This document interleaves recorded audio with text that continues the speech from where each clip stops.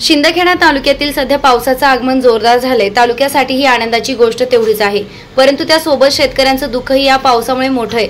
वर्षाच्या सुरुवातीला शेतकऱ्यांनी लाखो रुपये भांडवल उभं करून आपली शेती पेरली, परंतु सध्या पावसानं जोरदार हजेरी लावत संपूर्ण तालुक्यात जलमय केलेलं आहे। त्यात प्रामुख्याने माळमाथा परिसरात तसेच तापी काठावरील सर्वच पट्ट्यातील गावांमध्ये पुराने थैमान घातले।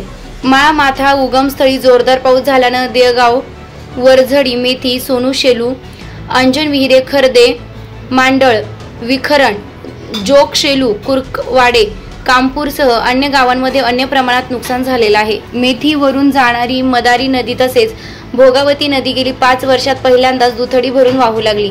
या नदीवरती अनेक बंधारे मागील काळात बांधण्यात आले होते, परंतु त्यातील काही बंधाऱ्यांच्या बाजूने सर्व पाणी निघून नदीच्या क्षमतेपेक्षा जास्त पाणी आल्याने चौगाव, दलवाडे, प्रण, चिलाणे, विरदेल, रंजाणे, जैसाने, लोहगाव, वसमाने पूर्ण तापी काठापर्यंत मोठ्या प्रमाणात शेतीचं नुकसान झालंय। याचा मोठा फटका सर्वसामान्य शेतकऱ्यांना बसलेला दिसून येत आहे। तसेच खर्दे, मांडळ, दोंडाईचा या गावांवरून येणारे भोगावती व लेंडूर नाला यांच्यावर अनेक बंधारे वाहून गेलेत, त्यामुळे या परिसरातील सुद्धा मोठे नुकसान शेतीचे झाले। तसेच प्रशासनाने या गावातील पंचनामे करून सरसकट सर्व शेतकऱ्यांच्या नुकसानीचे भरीव मोठी रक्कम तात्काळ देऊन त्यांचं सांत्वन करणं गरजेचं आहे। तसेच पावसामुळे शेती पंपांत पिकांचे व गुरे मेलेल्या अवस्थेत आढळले असून मोठ्या प्रमाणात नुकसान झाले असून भरपाई मागणी केली आहे। MDTV न्यूज धुळे तालुका प्रतिनिधी दिलीप साळुंखे।